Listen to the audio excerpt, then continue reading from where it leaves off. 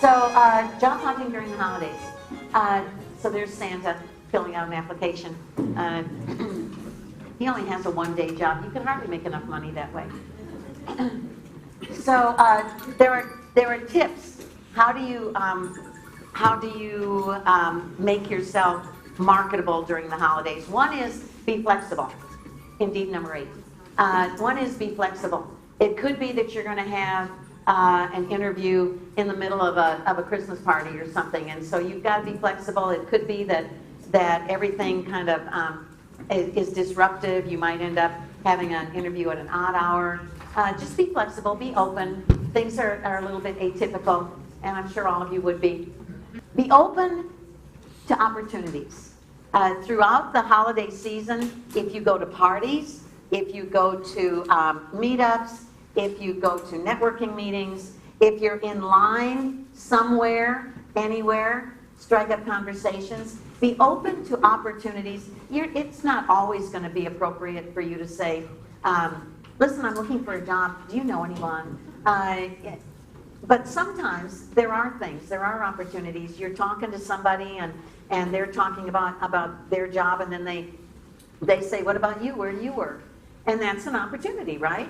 Don't hide that. Don't be like the Japanese that dressed up in suits and sat in the park all day because they didn't want to tell anybody they were unemployed.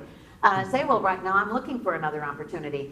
And in fact, I'm seeing a couple of you that have been working that are back here today because you've been laid off. So this is maybe your second or third or fourth time to come back through Launchpad. And I would imagine that none of you are hesitant in the least about saying, I'm in between jobs right now. I've been working for a while on a contract job, or I've been working doing this, but now I'm looking for my next opportunity.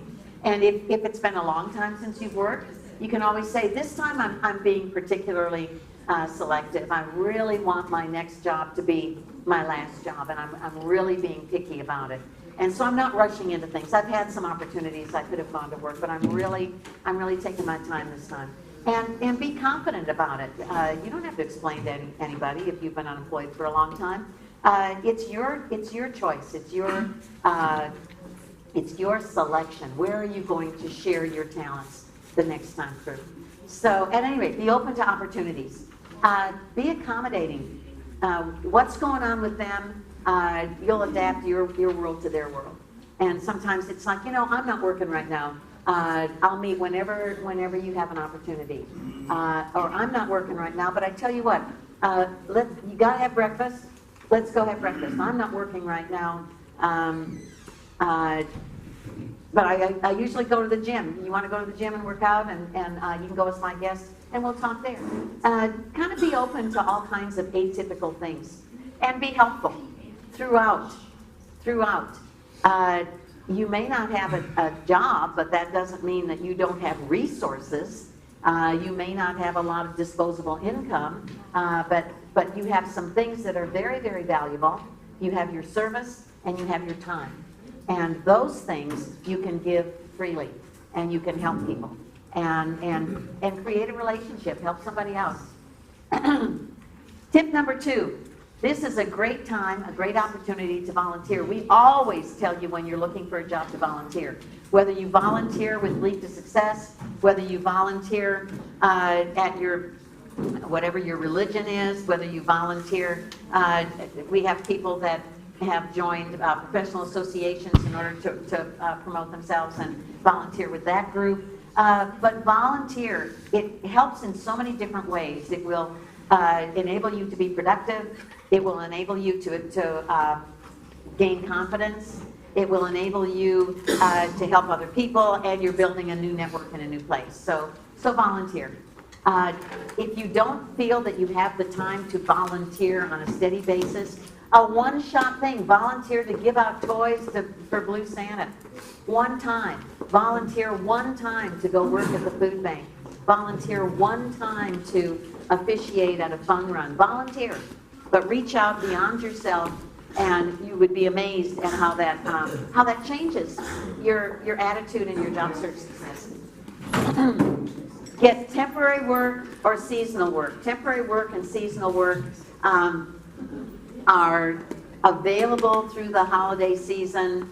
If you can't read this little thing, Santa says, hello, is that the temp agency? Now listen, I specifically asked for elves. And what he got instead, of course, was Elvis, an Elvis impersonator. All right. So lots of companies do hiring over the holiday season. Anybody here work in retail over holiday? Have any of you, really? One person? Anybody working a survival job at all right now during the holiday season? Really? What are you doing? I'm named geriatrics, and I'm helping an elderly lady. Oh, okay. If you can do that and volunteer in your career field, perfect, because then it's something you can put at the top of the resume. It's related to your career field, and that's why the Leap to Success volunteer opportunities are so good, because you're working in your career field for most of you. But any kind of volunteering you do is valuable. And seasonal work, temporary work, retail work, I'm just kind of amazed that we don't have more of you work in retail. Macy's in Lakeline, though, I think, was doing just screaming for people to come work there over the holidays. And what's nice about that kind of work is that come December 26th, you're done and you're back to your job search. But you've made a little money, you might have been able to buy stuff at a discount. We have a lot of technical people who like to work for Fry's or Best Buy or something like that through the holiday season, just so that you get those opportunities. We're about to come up across another seasonal opportunity, which is tax season. And so lots of our people do tax preparation starting in January and moving on through mid-April. And so doing temporary work, seasonal work, it introduces you to new people, and it doesn't mean that your regular job search comes to a screeching halt. You still, if you work temp work or seasonal work, you can still be looking. So there is that. Here's Santa even doing a little bit of moonlighting. He's working a sound system at some gig. I don't know. Yeah. But it shouldn't be beyond any of you. Tip number 4, network socially. This is a time when people often have parties. They have dinners and have fun. And during the course of those interactions, if it seems comfortable to you, talk a little bit about your job search. What have you been doing lately? Well, I was part of a great big layoff, and it's given me an opportunity to take some classes, so I'm upgrading my skills. It's given me an opportunity to do some volunteer work that I hadn't had time to do. It's given me an opportunity to help out my parents who are elderly. It's given me an opportunity to do a lot of professional development, to do some thinking about what I want to do next. But it's an opportunity, and you should define it as that. And it's an opportunity to do lots and lots and lots of different things. At the very least, it's an opportunity for you to slow down a little bit and think about, reflect on where you want to go next and what's important to you and what are you good at. And so, at any rate, when you interact socially, number 1, see if you can help out, stay late, help clean up, come early, help set up, and help other people there feel comfortable. One of the best things to do, we've had lots and lots of presentations on networking, and what they all say is do more listening than you do talking. Ask people questions, ask people about what they're doing, ask people what's going on in their lives, and react to it. But have fun, be yourself, but don't stay home because you're embarrassed about not having a job. Go have fun. It's absolutely imperative that you go have fun. See, even Santa is getting together with his family. Number 5, reach out to your contacts. The holiday season is a really good time to reach out to the people that you've been networking with, and express gratitude to the people that have been helping you, and reach out to people that you haven't contacted lately. So you're going to Personal, obviously family and friends, whether you send out a holiday card or whatever, and you don't have to send out a holiday card to say to everybody, by the way, I'm looking for a job. You are reconnecting, and you're reconnecting, and sometimes you can say, it's, you know, I hate that we just reconnect once a year. I'm going to see if you're on, I noticed you're on Facebook or whatever, and let's stay in touch a little bit more often. Let's network that way. And then in the course of that reconnecting, you're going to be sharing information. They'll find out one way or another. But the connection is the big deal. The connection. Professionally, all the recruiters that you've been working with since you got laid off, reach out to them and say, I just wanted, you may not even remember me, we worked together a little bit when you tried to refer me to Dell. I didn't get that job, but I did want to reach out at the end of the year and express my gratitude for the fact that you contacted me, and I'm still looking for my next opportunity, so if anything comes around, I hope you'll think of me again, but I just wanted you to know how much I appreciated that. And it's just being grateful. And so you can do it to recruiters, do it to your references. And sometimes you connect with your references at the beginning of your job search, and you don't connect with them again until you let them know that you found a job. Say, listen, I just wanted to reach out to you during the holiday season and tell you how grateful I am that you agreed to be my reference and that you've been a good friend all these years. And I appreciate it. And that's enough. That's enough. Anybody who's assisted you, anybody who's, Linda Baker last week, I can't remember, she told me this and then I blurbed it out and told you. I don't know if I was supposed to, but at any rate, she had an informational interview with a director of a state agency that she knew. And he was so impressed with her that he said, look, I'm going to take your resume and I'm going to send it to 3 other agency directors that I know. Well, obviously she thanked him at the time, but at the end of the year, going back to all of those people that have referred you, those people that have advised you, mentored you, coached you, made a difference, thank them and reconnect. And when you reconnect in that way, you're reminding them one more time of who you are and what you do.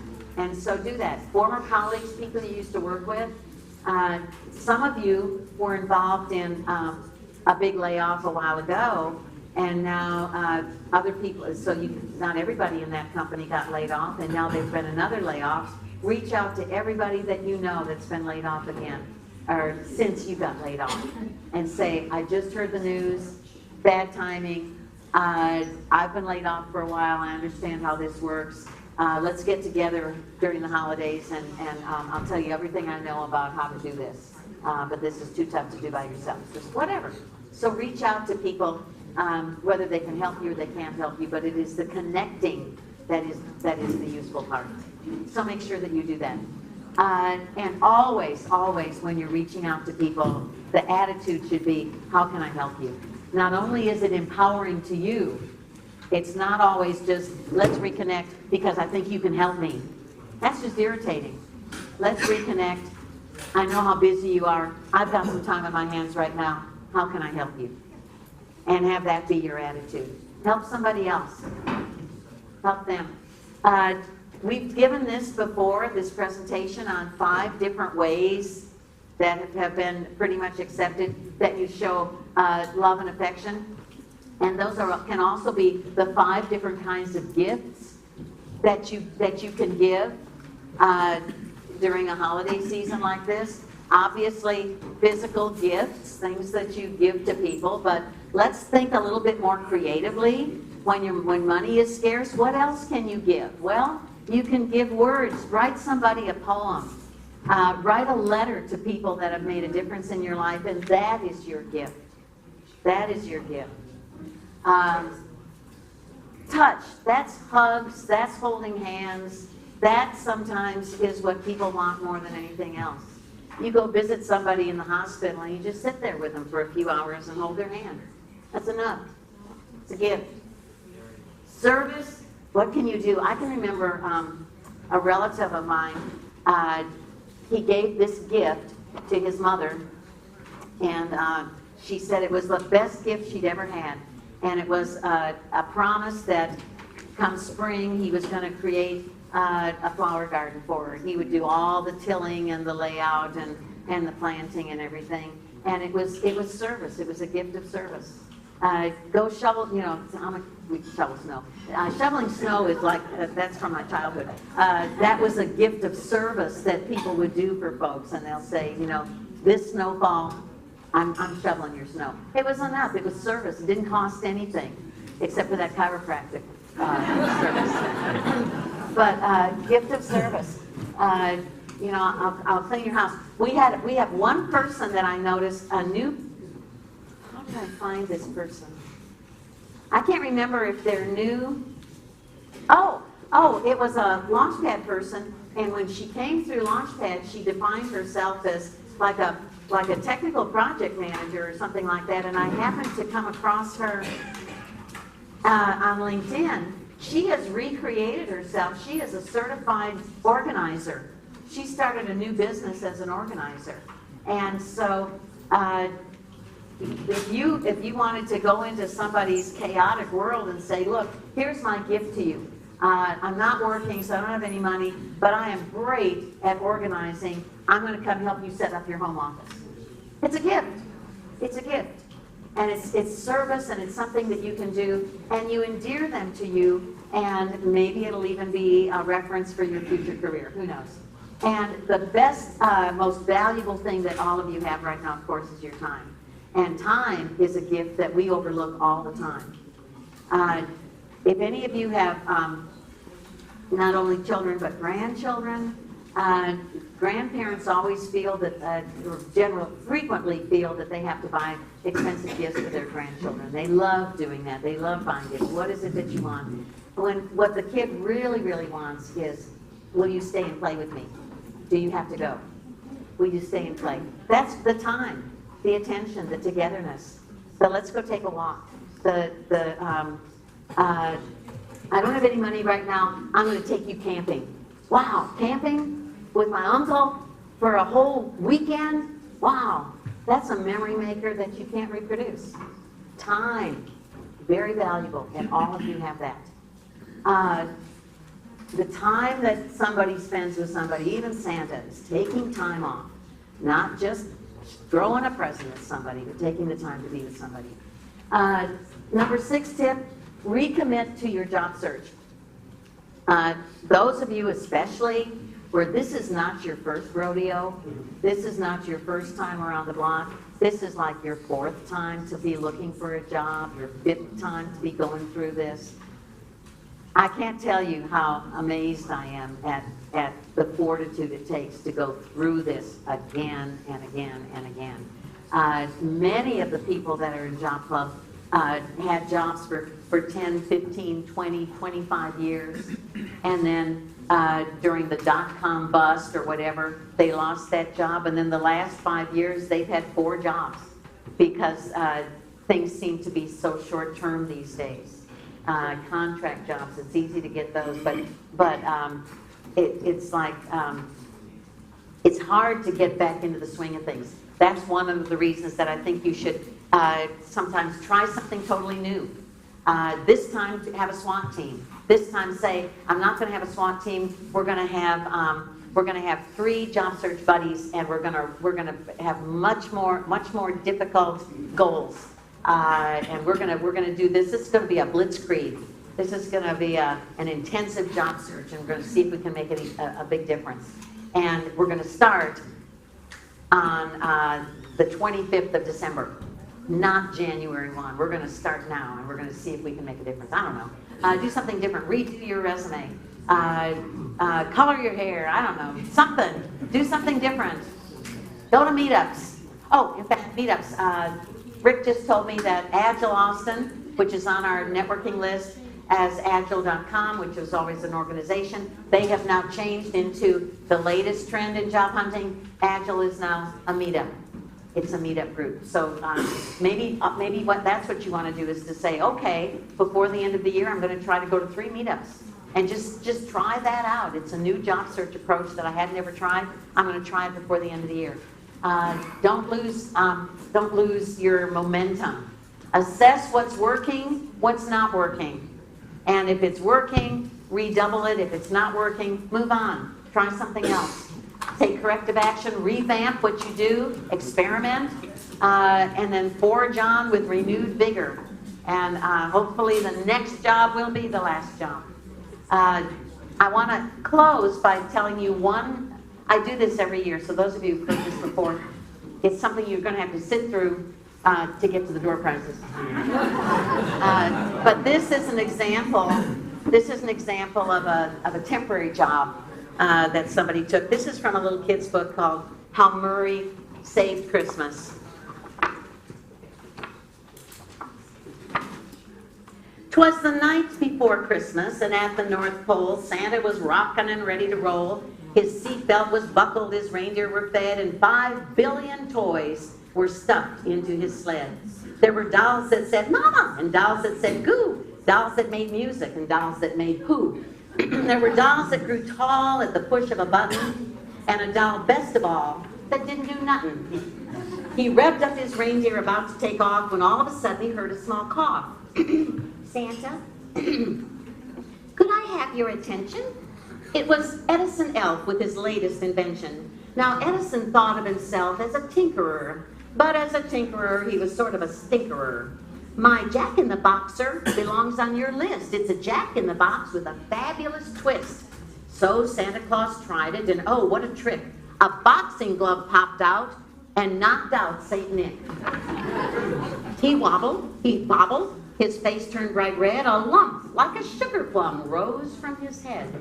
"Santa!" cried Eddie, but Santa said, "Blibble, I'm perfectly snibble," then started to dribble. Ed dressed him in jammies and put him to bed and worried just who would bring presents instead. Then a card fluttered down out of Santa's right mitten, and on it, in round golden letters, was written, "For special delivery, call Murray Kleiner, owner of Murray K's Holiday Diner." Now Santa and all of the holiday bunch would come into Murray's for breakfast or lunch. You might see George Washington eating and drinking on President's Day, along with Abe Lincoln. Cupid loved bagels, the groundhog, the chili. The Thanksgiving turkey would stuff himself silly. And how, you might wonder, did Santa get fat? Just thank Murray's chocolate chip cheesecake for that. But lunchtime was past. It was late Christmas Eve. Murray had closed and was ready to leave when Ed parked the sleigh and he hollered to Murray, "I need a delivery and I'm in a big hurry." Murray said, "Oh, I can make you whatever you wish. A nice piece of fish or a spinach knish." "But who are you, Shorty, and where is St. Nick?" Edison sobbed, "I made Santa Claus sick.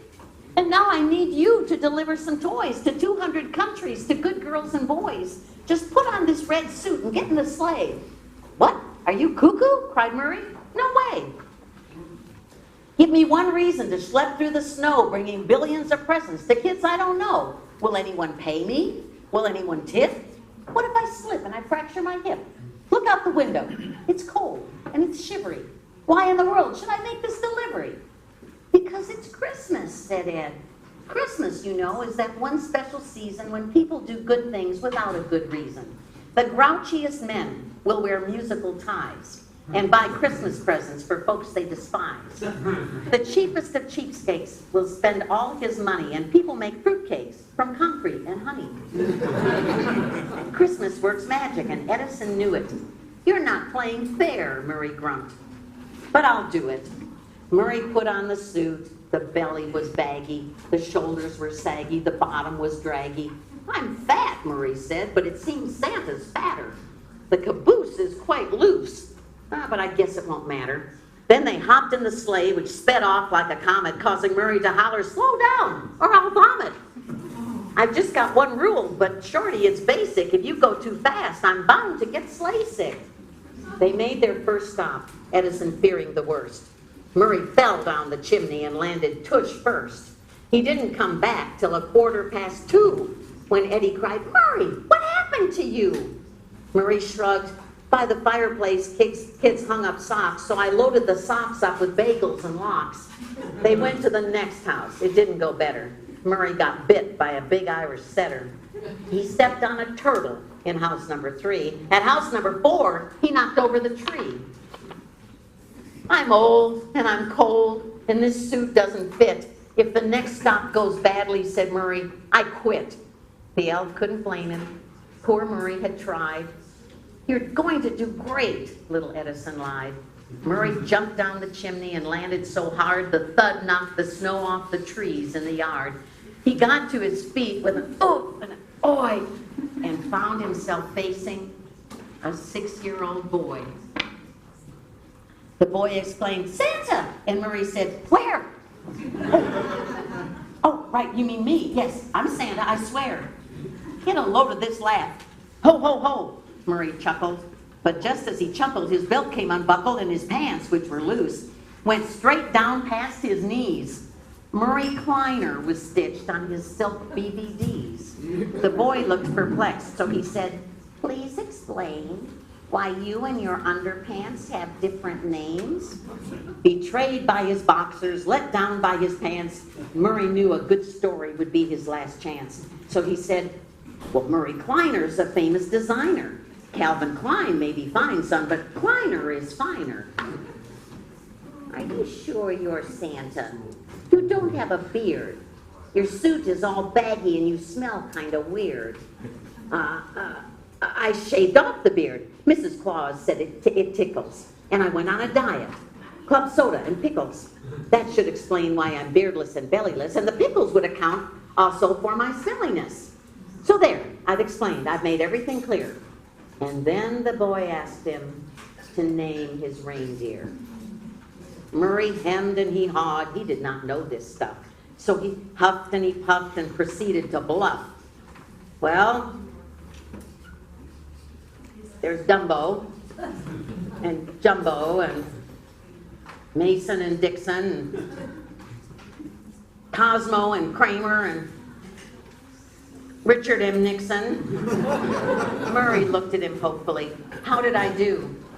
You're a fake, the boy cried. I guess Santa is too. Murray said, there's a Santa and I've got the proof.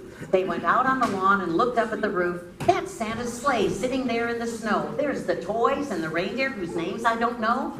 Oh, Santa is real, kid. It's wrestling that's fake. And that's when the boy knew he'd made a mistake. This wasn't just some smelly guy in a suit, but an honest-to-goodness St. Nick substitute.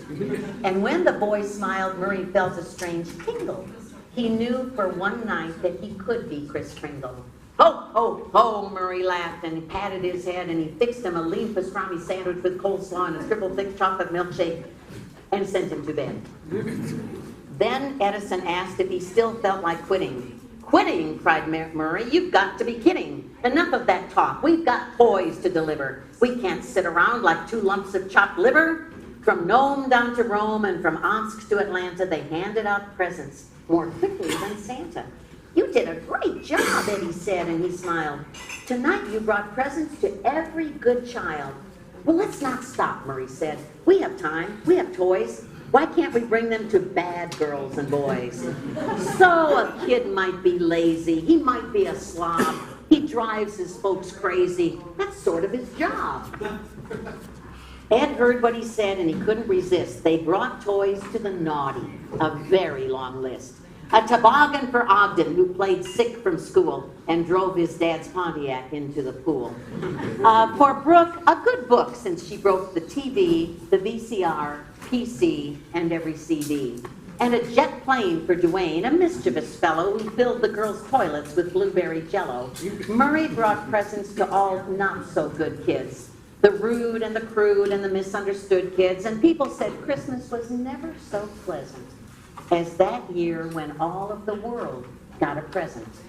Murray said, well, there's nothing for us in this sack. So he gave Ed a hug and Ed gave him one back. You know, you're a nice guy, said Edison L. Thanks, Murray said. You're not half bad yourself. On lipstick, on dipstick, on Pixie and Dixie, on Cramden and Norton and Alice and Trixie. And Edison said as they rode out of sight, Merry Christmas to all, and to all, a good night.